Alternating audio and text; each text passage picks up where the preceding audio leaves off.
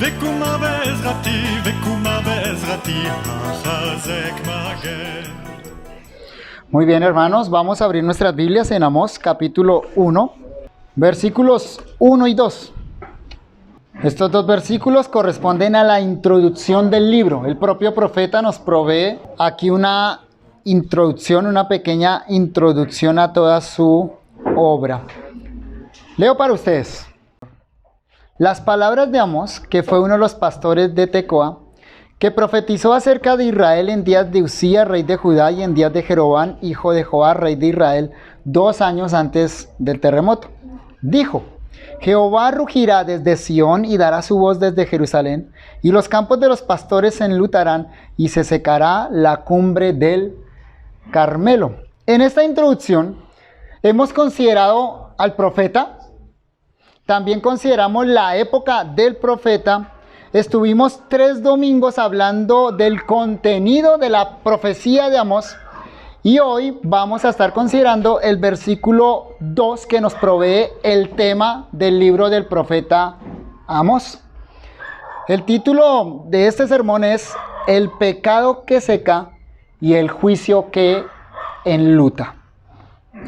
Pero antes de avanzar, es útil para nosotros recordar el bosquejo general de todo el libro, para que mantengamos un mapa y que nos oriente en dónde estamos y hacia dónde estamos avanzando en el análisis del libro de Amós. El libro se divide en 5 partes, recordemos brevemente, hermano. Primero, versículos 1 y 2, que es la introducción del libro. Segunda división, versículo 3 o capítulo 1, versículo 3, hasta el capítulo 2, versículo 16, donde encontramos el anuncio del juicio sobre todas las naciones. Entonces, primero introducción, capítulo 1, versículos 1 y 2. Segundo, anuncio del juicio sobre todas las naciones, capítulo 1, versículo 3 hasta el capítulo 2, versículo 16. Tercero, anuncio del juicio sobre Israel, capítulo 3 hasta el capítulo 6. Esos capítulos completos del 3 al 6, 3, 4, 5 y 6, anuncio del juicio sobre Israel. Luego, la cuarta división son las visiones acerca del juicio inevitable sobre Israel, que corresponde al capítulo 7, versículo 1, hasta el capítulo 9, versículo 10. Noten que el grueso del libro tiene que ver con el juicio sobre Israel. Primero anunciado en discursos, pero luego presentado en visiones. Y el libro termina en el capítulo 9, versículos 11 al 15, la quinta división, señalando la promesa de restauración de Israel. Como les dije, el libro, que contiene más de 140 versículos, dedica los 5 últimos versículos a hablar de esperanza. Solo 5 versículos. Y eso, pues obviamente, nos indica el carácter propio de todo el libro. Es un carácter más bien, diríamos nosotros, negativo. Como les expresé, Amós es como ave de mal agüero. Está hablando siempre de juicio y de pecado. Los versículos que acabamos de leer, Amós capítulo 1, versículos 1 y 2, también pueden ser traducidos de una manera diferente, que aparece en una de las últimas ediciones de la Biblia hebrea. Bueno, algo importante que ustedes sepan. La Biblia, como fue escrita originalmente, no fue en español, sino en el idioma hebreo y griego, no tenía divisiones de versículos. Las divisiones de versículos se hicieron posteriormente. De tal manera que a veces, a través de análisis lingüísticos, algunos estudiosos de la Biblia pueden llegar a algunas lecturas diferentes a como nosotros la tenemos en nuestra Biblia Reina Valera. Estos versículos también pueden ser entendidos de la siguiente manera. Leo cómo quedaría siguiendo esta otra edición de la Biblia hebrea. Palabras de Amós, uno de los pastores de Tecoa, que vio visiones acerca de Israel en días de Usías, rey de Judá, y en días de Jeroboam, hijo de Joás, rey de Israel. Punto. Hasta ahí vamos igual. Pero aquí esta edición pone punto y ahora comienza el versículo 2. Entonces el versículo 2 va de la siguiente manera. 2 años antes del terremoto dijo: Jehová ruge desde Sión, da su voz desde Jerusalén, entonces se enlutan los campos de los pastores y se seca la cumbre del Carmelo. Es un cambio pequeño. ¿Cuál es el cambio? Simplemente que como nosotros lo tenemos, la descripción de 2 años antes del terremoto queda en el versículo 1, indicando cuándo Amós vio las visiones. Palabras de Amós que vio, ¿cuándo? 2 años antes del terremoto. Pero en la edición que acabo de leer, la expresión que indica el tiempo 2 años antes del terremoto introduce es las palabras de Amós. Ahora, si lo pensamos muy bien, eso no cambia el sentido del texto. Para nada. Porque sea que entendamos que los 2 años se refiere a cuando Amós recibió las visiones, o que los 2 años antes del terremoto se refiere a cuando Amós comenzó a predicar, el sentido es el mismo, ¿no? El ministerio de Amós comienza 2 años antes del terremoto, y eso, pues, como vimos en la introducción al libro, señala un cataclismo, algo duro que sufrió esa nación, que fue como un anticipo de lo que era el mensaje de Amós. Ese terremoto les dijo de una manera muy vívida que el mensaje de Amós los iba a sacudir. Entonces, no cambia para nada el sentido ni el mensaje de estos 2 versículos. Vamos a concentrarnos hoy en el versículo 2. Vuelvo y lo leo. Nótelo ahí en la Reina Valera. Dijo: Jehová rugirá desde Sión y dará su voz desde Jerusalén, y los campos de los pastores se enlutarán y se secará la cumbre del Carmelo. Este texto está en una estructura poética.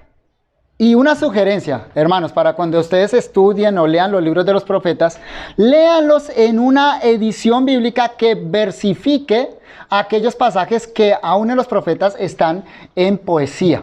Usted puede mirar esto, por ejemplo, en Dios habla hoy, nueva versión internacional. No estoy seguro, no recuerdo si Biblia de las Américas también hace eso. Ustedes van a notar que aparece como en los Salmos. ¿Ustedes han visto que en los Salmos aparece línea, línea, línea, línea? Eso nos ayuda a ver mejor el mensaje. Esto está en estructura poética en 4 líneas. ¿Cuáles son las 4 líneas poéticas? Son: primera, Jehová rugirá desde Sión. Segunda, y dará su voz desde Jerusalén. Tercera línea poética, y los campos de los pastores se enlutarán. Y cuarta línea poética, se secará la cumbre del Carmelo. Cuando notamos esa estructura poética, entonces percibimos que esta poesía, este poema, se divide en 2 partecipas que señalan una, la causa, y otra, el efecto. Las 2 primeras líneas señalan la causa. Las segundas líneas siguientes, o las 2 últimas, señalan la consecuencia o el efecto. Entonces podemos dividir este versículo de la siguiente manera. Primero, el rugido de Jehová, es decir, el anuncio profético de Amós. Leo: dijo, Jehová rugirá desde Sión y dará su voz desde Jerusalén. ¿Notan qué está diciendo esas 2 líneas? Está diciendo que Dios anuncia juicio a través de, obviamente, el profeta Amós, de acuerdo a lo que leímos el versículo 1. Pero segundo, la destrucción devastadora, es decir, el juicio que vendrá. ¿Dónde está? En las 2 últimas líneas. Leo: y los campos de los pastores se enlutarán y se secará la cumbre del Carmelo. ¿Vieron entonces cómo está ahí la estructura? Repito, más sencillo aún. Primero, Jehová rugirá desde Sión y dará su voz desde Jerusalén. Eso es el anuncio. El rugido de Jehová. Viene el anuncio profético del juicio de Dios, ¿cierto? Segundo, los campos de los pastores se enlutarán y se secará la cumbre del Carmelo. ¿Qué presentan esas 2 líneas? La destrucción devastadora, es decir, el juicio que vendrá. Entonces, Dios primero anuncia y luego entonces Dios presenta la consecuencia. Primero Dios señala el pecado a través del profeta proclamando su palabra, y luego Dios dice que viene por causa del pecado. Ahora, este versículo 2 es una especie de subtítulo que provee el tema del libro. Noten que está aislado ahí. No hace parte de las profecías que empiezan en el versículo 3. Quedó ahí pegado a la introducción. Es algo así como una frase célebre de esas que se colocan en la portada de un libro. ¿Han notado los libros que va el título del libro, pero normalmente va algo más larguito ahí debajo, en letrica más pequeña? Eso es como introduciendo hacia el tema del libro, como aclarando un poco más la idea para que el lector quiera ir y abrir el libro y empezar a leer lo que está allá adentro. Ese tipo de frases que se colocan ahí como un subtítulo en los libros, a veces se convierten en dichos populares. Se vuelven en máximas tan importantes y tan verdaderas que la gente empieza a repetirlas, de manera que entonces luego son dichos que todo el mundo acepta. Ese versículo, esa expresión del versículo 2, llegó a ser popular en Israel. Tanto así que la encontramos casi que al pie de la letra en el profeta Joel. Miren su Biblia, Joel capítulo 3, versículo 16. Joel profetiza o el ministerio de Joel se da unas décadas adelante del de Amós. Solo unas décadas adelante. Primero fue Amós, luego fue Joel. Y mire lo que dice Joel capítulo 3, versículo 16. Y Jehová rugirá desde Sión y dará su voz desde Jerusalén y temblarán los cielos y la tierra, pero Jehová será la esperanza de su pueblo y la fortaleza de los hijos de Israel. ¿Vieron? Es casi como si estuviéramos leyendo Amós, ¿o no? Si usted compara Amós 1:2 con Joel 3:16, usted dice, venga, este se copió. Sí, claro que sí. Ellos se copiaban el uno al otro, sobre todo esas verdades que se volvían como dichos populares. Eran verdades tan contundentes, dichas de una manera tan concisa que, pues, si un profeta lo dijo de esa manera y yo no lo puedo decir de una mejor manera, pues simplemente lo repito. Jehová rugirá desde Sión y dará su voz desde Jerusalén y temblarán los cielos y la tierra. Pero hay una diferencia entre lo que leímos en Amós y en Joel. ¿La notaron? Es una sutil diferencia, pero importantísima. Pero no estamos estudiando Joel, estamos estudiando Amós. Así que solo la señalo de paso. En Amós no hay asomo de esperanza. Amós solo dice, Jehová manda su palabra y sabe que va a venir destrucción y desolación. En Joel aparece la esperanza. Joel anuncia el juicio, pero luego dice, Jehová será la esperanza de su pueblo y la fortaleza de los hijos de Israel. Ahora, eso de nuevo nos señala el carácter propio del profeta Amós, de la profecía Amós. ¿Notan? Joel mete esperanza. Amós, ¿qué hizo? Cayó. No dijo nada de esperanza, solo juicio, solo juicio. Otra vez entonces, como he venido insistiendo, Amós tiene un carácter propio de juicio, de pecado, de señalamiento de pecado. De los profetas quizá entonces es el más, entre comillas, negativo de todos. Su mensaje no tiene por ahí muchos tintes de esperanza, no tiene muchos tintes positivos. Así que Amós definitivamente será un gran maestro para nosotros, que nos va a enseñar la realidad universal y lapidaria del pecado. Pero además nos va a enseñar la verdad aterradora del juicio divino sobre los pecadores. Consideremos este versículo 2 bajo entonces los dos tópicos que mencioné anteriormente. Primero, el rugido de Jehová, es decir, el anuncio profético de Amós. Y segundo, la destrucción devastadora, es decir, el juicio que vendrá. Primero, el rugido de Jehová, es decir, el anuncio profético de Amós. Versículo 2, leo las dos primeras líneas.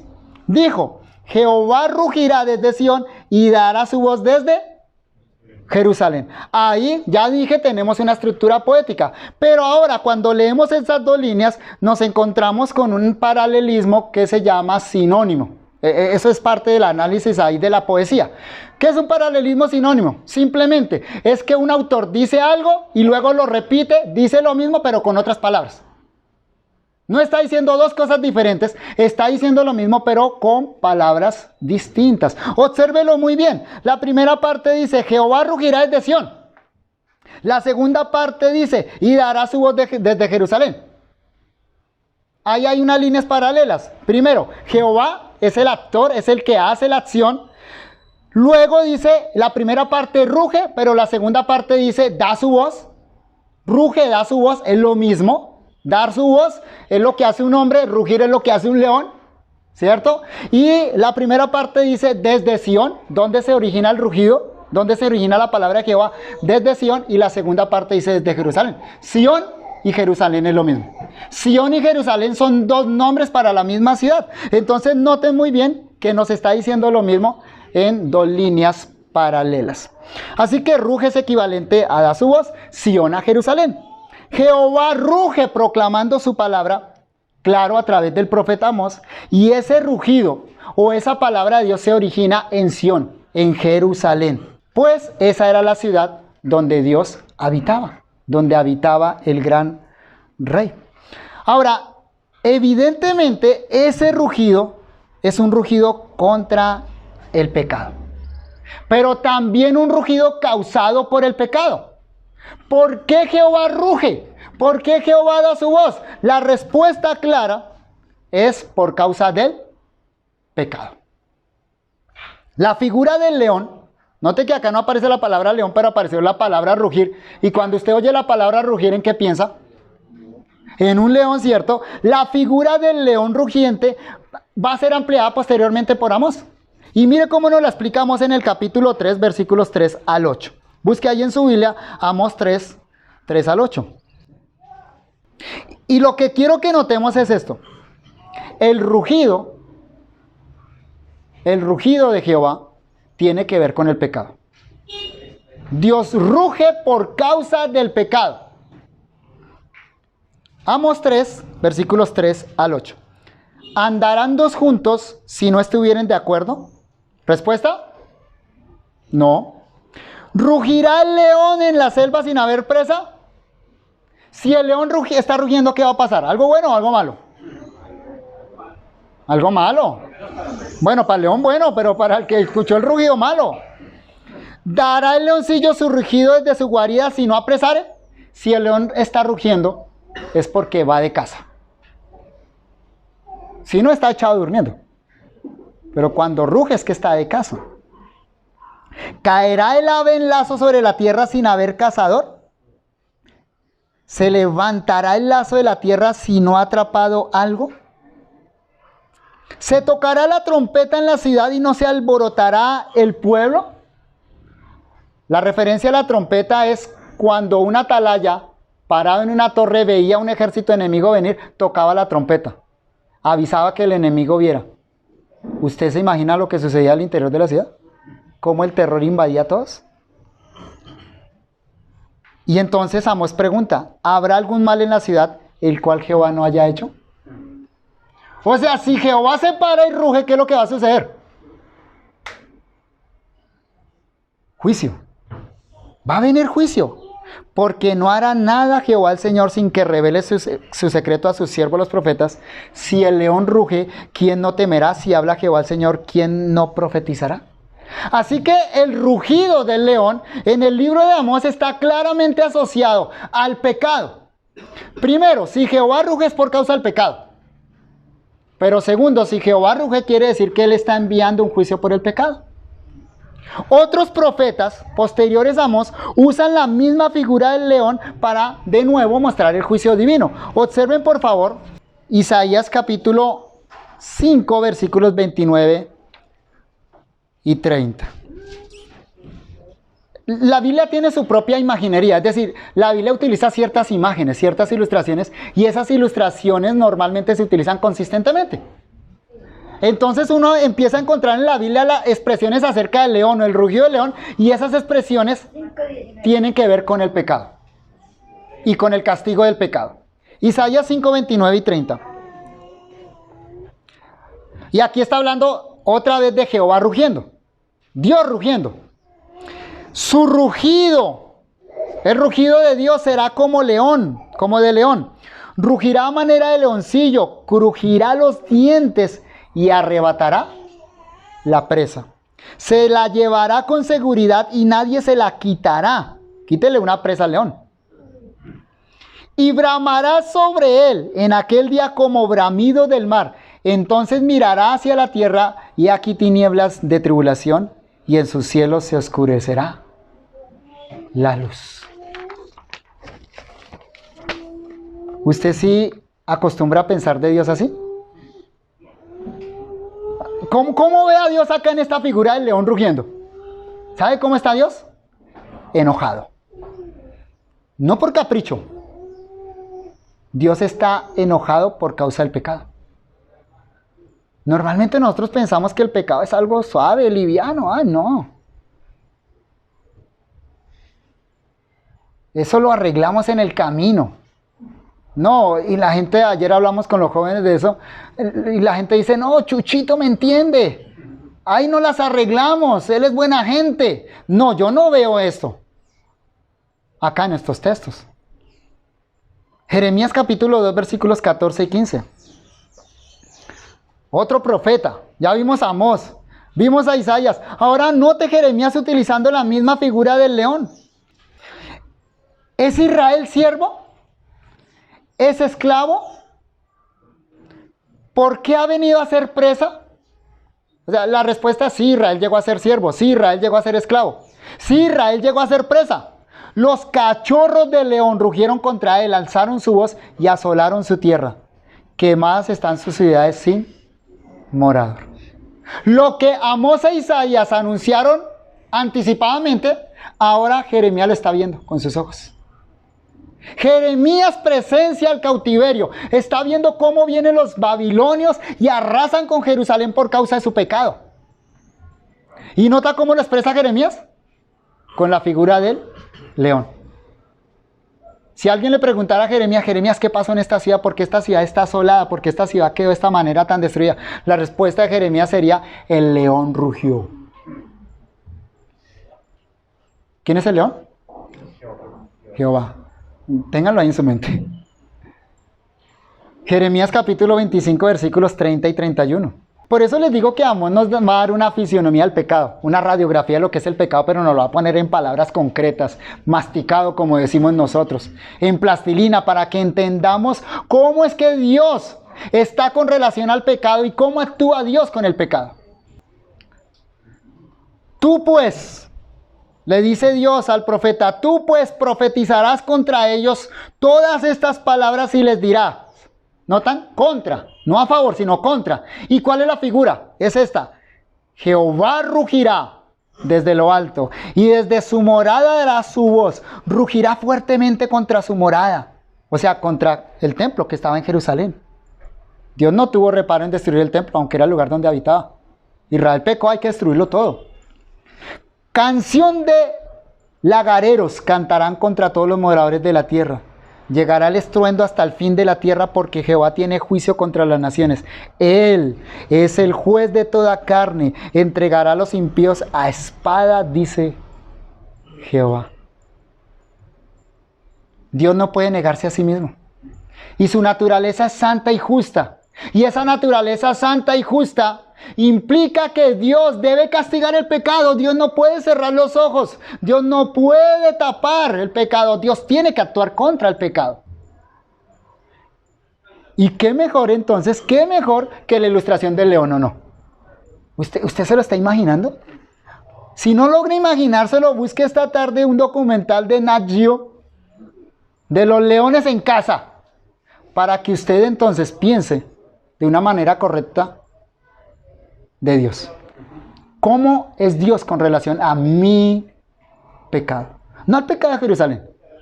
Estamos leyendo lo que Dios hace con relación al pecado de los judíos del siglo VIII antes de Cristo. Pero hay que pensarlo para nosotros. Dios se enoja por el pecado. Dios ruge contra mi pecado.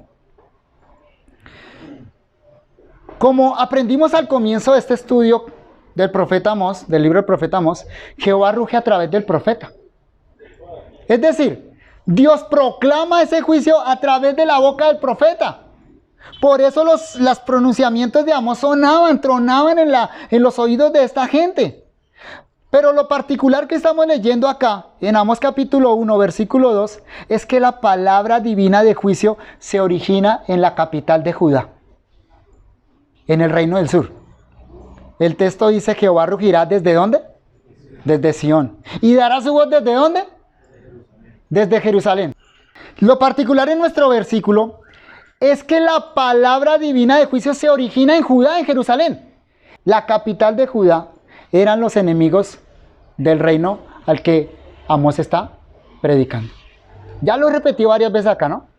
Amós es de Judá. ¿Y a dónde fue a predicar? A Samaria. Había una enemistad constante entre estos dos reinos que eran parte del mismo pueblo de Dios, pero que se habían dividido. Y ahora Amós está diciendo que el juicio de Dios parte desde Jerusalén y que va a llegar hasta Samaria. Y claro, esto nos debe hacer pensar en que Amós lo que está diciendo es que la palabra de Dios tiene un centro. La palabra de Dios tiene un lugar desde donde se origina, y no es Samaria, sino que es Jerusalén. Miren lo que dice 2 de Crónicas capítulo 5, versículo 14. El día en que Salomón dedicó el templo en Jerusalén y trasladó allí el arca de Jehová, Vea, Salomón dice esto en el día en que dedica el templo y cuando fue trasladada el arca a ese templo. Y no podían los sacerdotes estar allí para ministrar por causa de la nube, porque la gloria de Jehová había llenado la casa de Dios. Ahora, 6:20. Ahí, pasen la página. Segunda de Crónicas 6:20. Salomón ora y dice esto: que tus ojos, le dice a Jehová, que tus ojos estén abiertos sobre esta casa de día y de noche, sobre el lugar del cual dijiste, mi nombre estará allí, que oiga la oración con que tu siervo ora en este lugar. Es decir, Dios decidió habitar en Jerusalén. Dios decidió habitar en el templo que estaba en Jerusalén, y Dios llenó ese templo de gloria.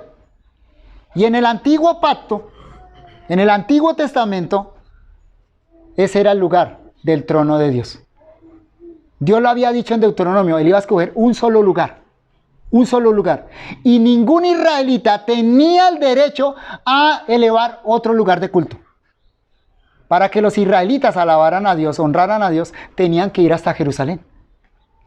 Y levantar otro lugar de culto, levantar otro templo y ir en contra de la voluntad de Dios. ¿Sabe qué sucedió? Cuando Salomón murió, las 10 tribus del norte se rebelaron contra el hijo de Salomón, contra Roboam. Ahora, eso no fue lo grave, porque Roboam hizo cosas malas. Lo grave fue que Jeroboam, que comanda ahora esta rebelión de las 10 tribus del norte, va y toma una ciudad que se llama Siquén y que luego se va a llamar Samaria, y en esa ciudad coloca un lugar de culto. Hubo una rebelión.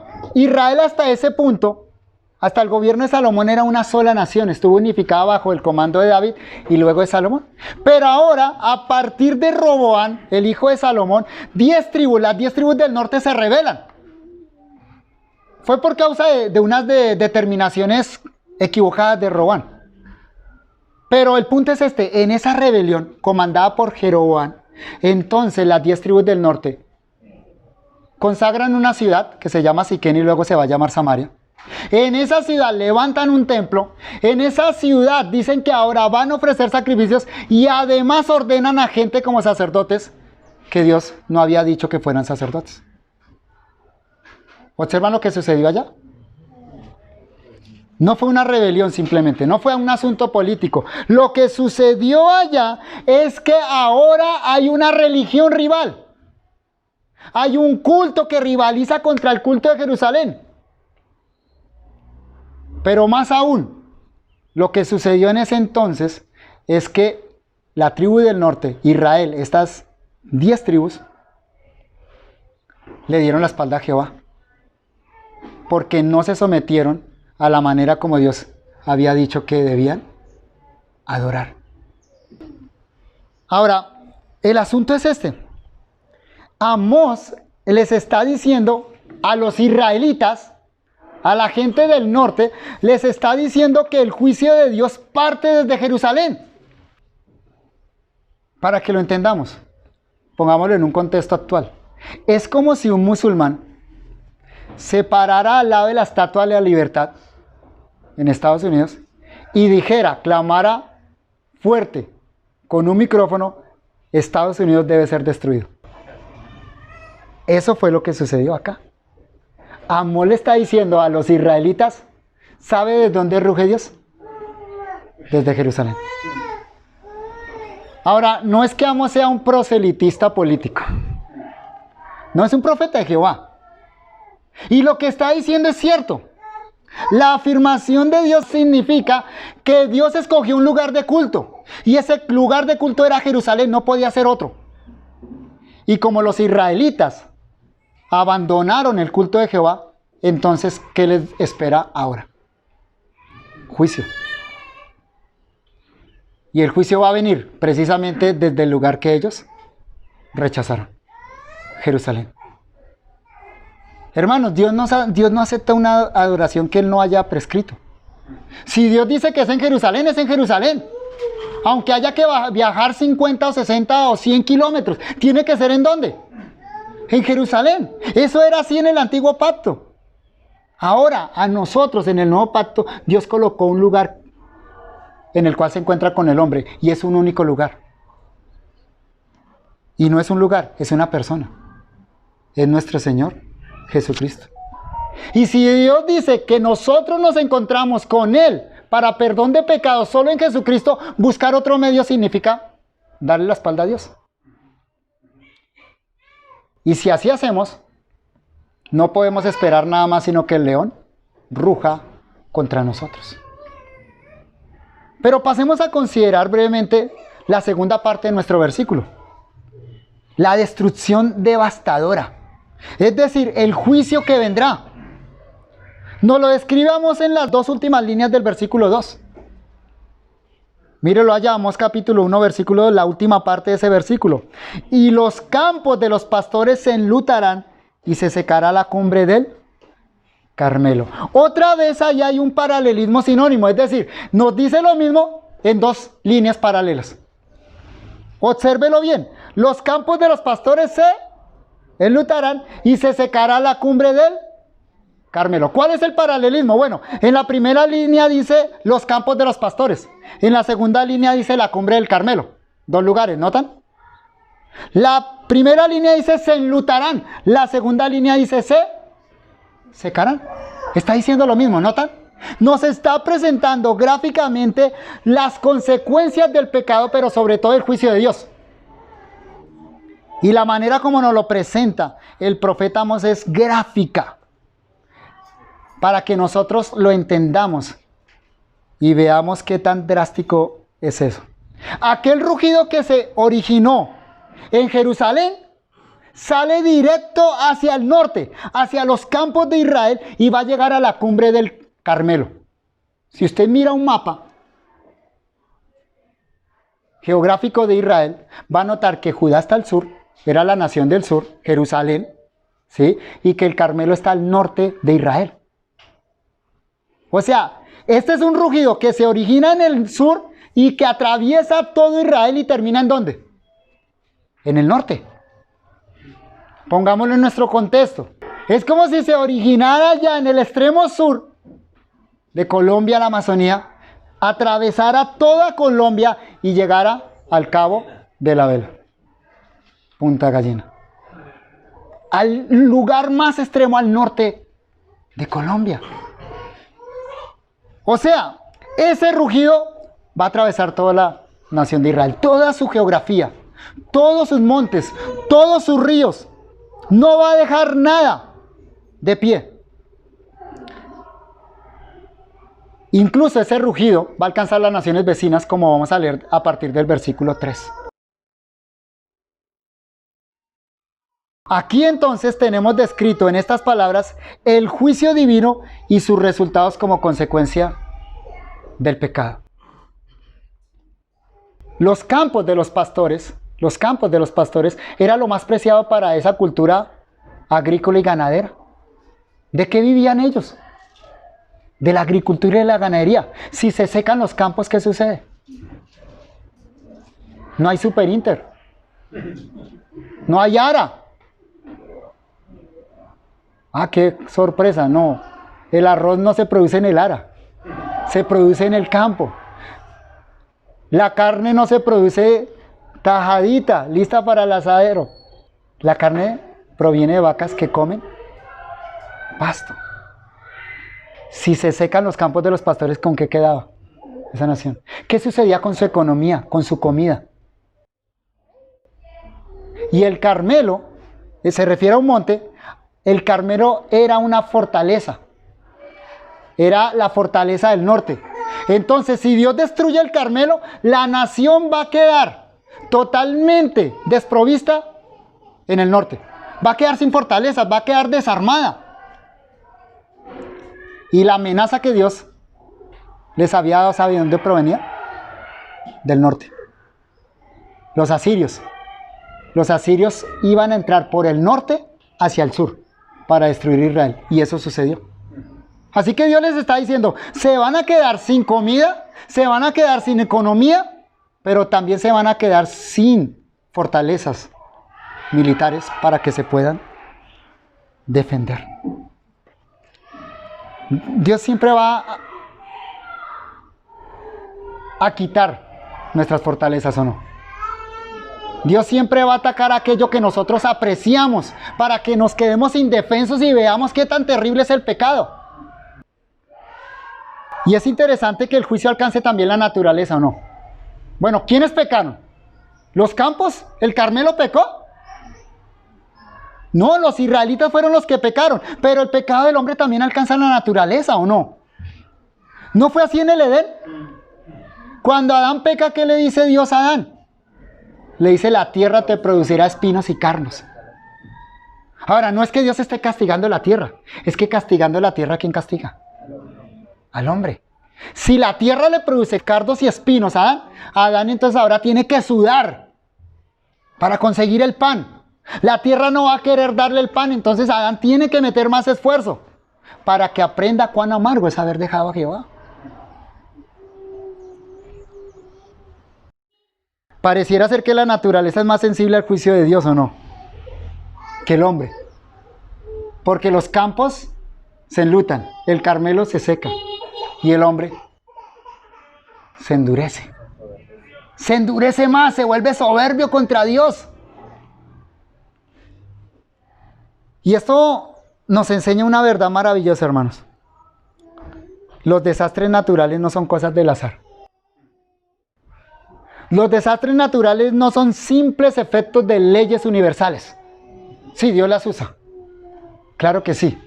Y los expertos pueden pararse y decir, esto se originó por aquí, por allí, por esto, por lo otro. Pero el punto es que estos son juicios divinos, son actos soberanos de Dios para llamar la atención de los hombres pecadores. Para que aprendamos a ver las terribles consecuencias de nuestros pecados. Y si Dios en su misericordia quiere, nos arrepintamos. La descripción de Amós es muy vívida, ¿no? Y nos ayuda a meditar con relación a las consecuencias del pecado de cada ser humano, el suyo y el mío. Piensen en las dos palabras que él utiliza acá, los dos verbos, enlutarse y secarse. Pero apliquémoslos espiritualmente. O sea, ya no pensemos en los campos que se secan y en el Carmelo que se enluta. Pensemos en nosotros, piense en usted. ¿En qué es lo que produce el pecado en su vida? Claro, eso señala gráficamente lo que Dios hizo con Israel y sucedió literalmente. En el año 722, como hemos repetido en otras ocasiones. Pero ¿sabe qué sucede en el alma de un hombre y una mujer cuando abandona a Dios, cuando se entrega al pecado? Se enluta y se seca. Es decir, si la visitación de Dios con su juicio enluta los campos y seca la cumbre de los montes, entonces los efectos de dicho juicio también enlutan y dejan desolada, seca al alma.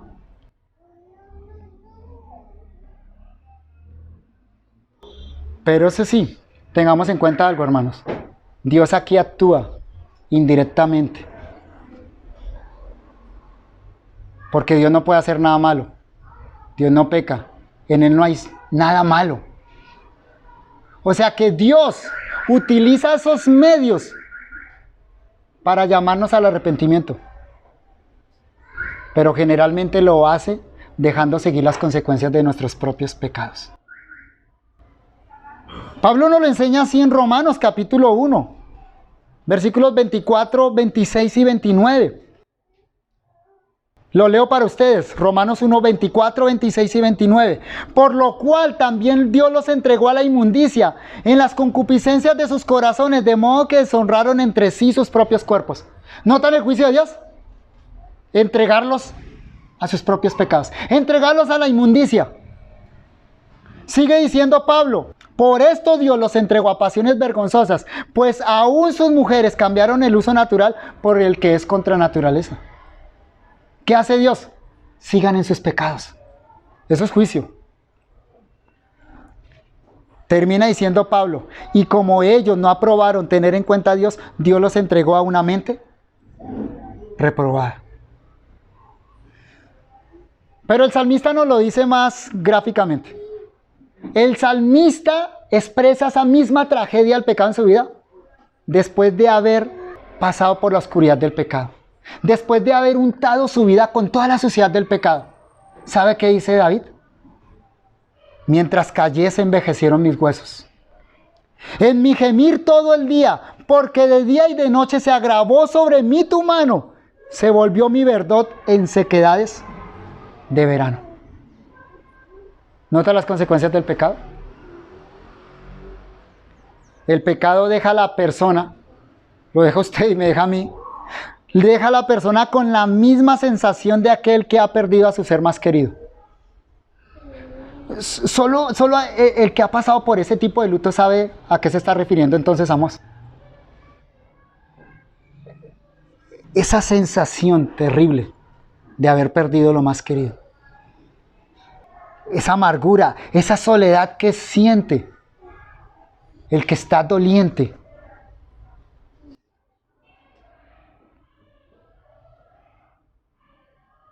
El profeta aplica esa misma sensación a lo que nos deja el pecado. Al principio es deleitoso y al final nos deja en luto. La tragedia es esta: el pecado no mata al ser querido. El pecado mata a quien lo practica. El pecado me mata a mí. O sea que yo estoy enlutado y soy doliente ¿de quién? De mí mismo. Así nos deja el pecado. Pero el pecado también seca el alma. Deja a la persona con la misma sensación de aquel que muere de sed. Dicen que una de las muertes más terribles es aquella producida por el hambre o la sed. Hay hasta un nombre para eso, ¿o no? Muerte por inanición. Es una muerte lenta que va secando el cuerpo desde dentro hacia afuera, comenzando por los órganos vitales.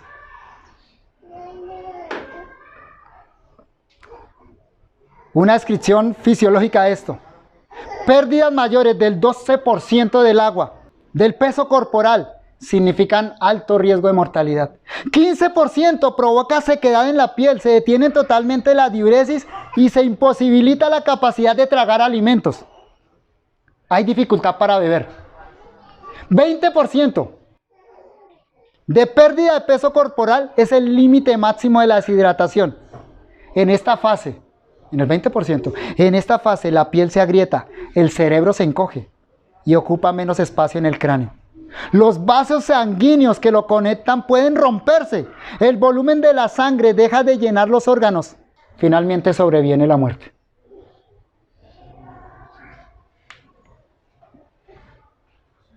Ese es el tipo de muerte que se experimenta por sed o por falta de comida.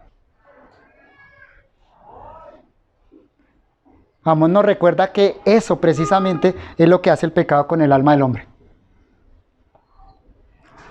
El pecado promete agua, pero nos deja más secos que una roca en el desierto. Jeremías, en su acostumbrado lenguaje directo, lo dice así. Jeremías capítulo 2, versículo 19. Tu maldad te castigará y tus rebeldías te condenarán. Sabe pues y ve cuán malo y amargo es el haber dejado a Jehová tu Dios y faltar mi temor en ti, dice el Señor Jehová de los ejércitos. Ve cuán malo y amargo es haber dejado a Jehová tu Dios. Claro, es que si dejamos a Jehová es por nuestro pecado, ¿no? Cuando nos abocamos al pecado le damos la espalda a Jehová como hicieron estos israelitas. Y entonces no puede venir otra cosa sino el juicio, hermanos. El juicio. Dios va a rugir desde su santo templo. Y va a enlutar y secar nuestras almas.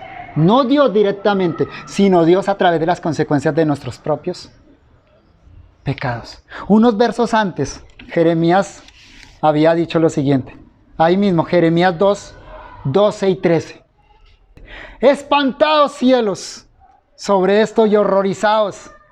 Desolados en gran manera, dijo Jehová, porque dos males ha hecho mi pueblo. Me dejaron a mí dice Jehová. Me dejaron a mi fuente de agua viva y cavaron para sí cisternas rotas que no retienen el agua. En resumen, Amós nos enseña que el pecado seca el alma y el juicio divino sobre el pecador destruye eternamente. Nuestro Dios es fuego consumidor.